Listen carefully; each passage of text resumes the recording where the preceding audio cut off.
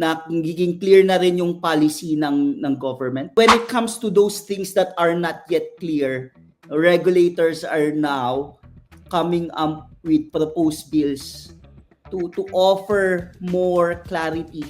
Nakikita natin na yung regulation actually nakakatulong doon sa adoption ng technology as well as in the maturity of crypto as a new asset class that this become more acceptable at alam naman natin kung sino-sinong mga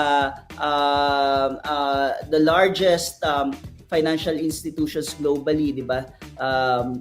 The list goes, you have BlackRock, Fidelity, Franklin Templeton, and the list goes on and on. Ang dami na lahat sila very na rin optimistic dito sa crypto assets, and when it comes to regulation, hindi na rin nagiging issue 'yon kasi ito yung isa sa mga risks when it comes to investing or trading cryptocurrency.